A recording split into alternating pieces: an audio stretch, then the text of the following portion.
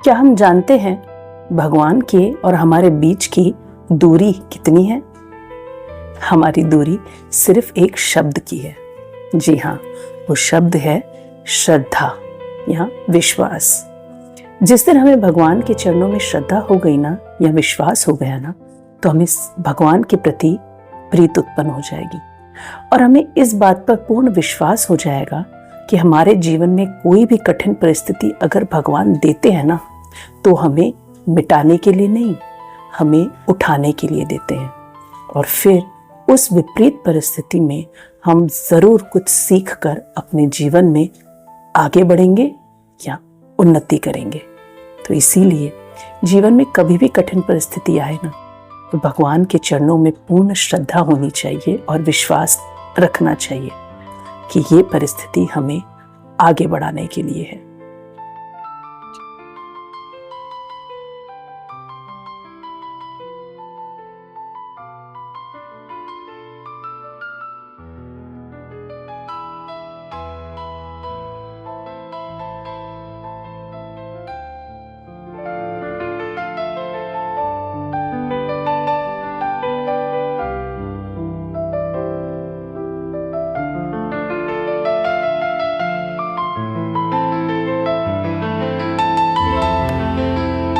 ध्यान ये भगवत प्राप्ति की एक विधि है, लेकिन कलयुग में ये मन इतना ज्यादा चंचल रहता है, इतना यहाँ वहाँ भागता है कि आंखें बंद करते ही न जाने कहाँ दौड़ा चला जाता है। इसीलिए भगवान ने कृपा करके कलयुग में अर्च विग्रह के रूप में हमें सेवा दी है। जब हम भगवान के विग्रह अर्चन करते हैं, उनका श्रृंगार करते हैं, उनकी पगड़ी बांधते हैं ना, तो हमारा मन हर जगह से भगवान के शरीर के अंगों पर केंद्रित होता है। भगवान का मुखमंडल इस पगड़ी में कैसा लग रहा है, ये फैन भगवान के ऊपर कैसा दिख रहा है, तो ये सारी चीजों से मन भगवान के अंगों पर केंद्रित होता है।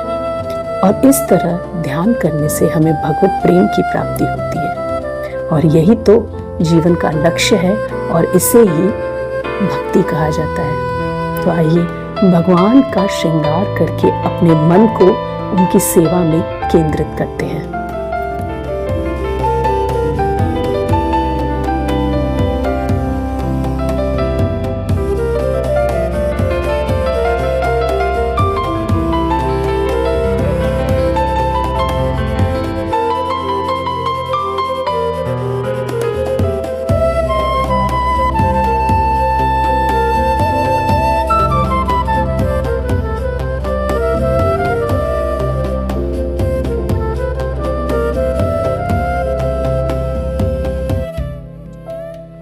भी सोचा है इस जीवन में, इस जगत में हमारे दुखी होने का कारण क्या है?